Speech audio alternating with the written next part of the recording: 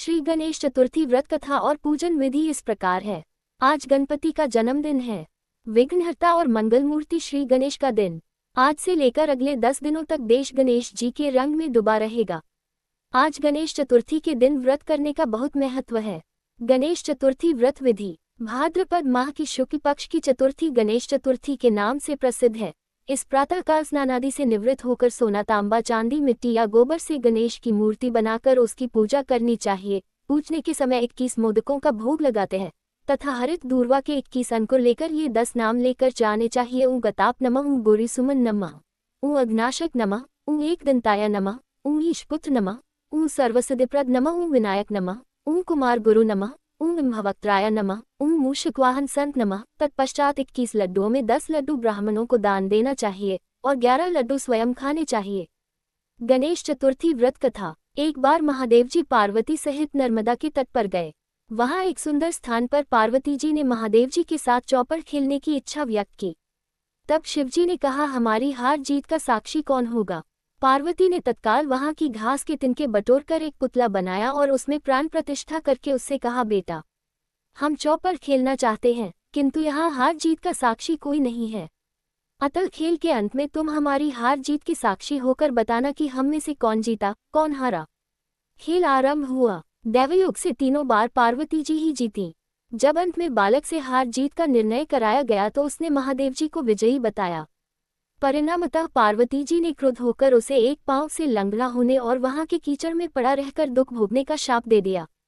बालक ने विनम्रतापूर्वक कहा, माँ, मुझसे अज्ञानवश ऐसा हो गया है। मैंने किसी कुटिलता या द्वेष के कारण ऐसा नहीं किया। मुझे क्षमा करें तथा शाप से मुक्ति का उपाय बताएं। तब ममतारूपी माँ को उस पर दया आ गई और वे बोली, यहाँ नाग कन्याएं गणेश पूजन करने आएंगी। उनके उपदेश से तुम गणेश व्रत करके मुझे प्राप्त करोगे। इतना कहकर वे कैलाश पर्वत चली गईं। 1 वर्ष बाद वहां श्रावण में नाग कन्याएं गणेश पूजन के लिए आईं। नाग कन्याओं ने गणेश व्रत करके उस बालक को भी व्रत की विधि बताई। तत्पश्चात बालक ने 12 दिन तक श्री गणेश जी का व्रत किया। तब गणेश जी ने उसे दर्शन देकर कहा, मैं तुम्हारे व्रत से प्रसन्न हूँ, मनोवांछित वर मांगो। बालक बोला, भगवान, मेरे पांव में इतनी शक्ति दे दो कि मैं कैलाश पर्वत पर अपने माता पिता के पास पहुंच सकूं और वे मुझ पर प्रसन्न हो जाएं। गणेश जी तथास्तु कहकर अंतर्धान हो गए। बालक भगवान शिव के चरणों में पहुंच गया। शिवजी ने उससे वहां तक पहुंचने के साधन के बारे में पूछा। तब बालक ने सारी कथा शिवजी को सुना दी। उधर उसी दिन से अप्रसन्न होकर पार्वती शिवजी से भी विमुख हो गई थी। तदुपरांत भगवान शंकर ने भी बालक की तरह 21 दिन पर्यंत श्री गणेश का व्रत किया, जिसके प्रभाव से पार्वती के मन में स्वयं महादेव जी से मिलने की इच्छा जागृत हुई। वे शीघ्र ही कैलाश पर्वत पर आ पहुंची।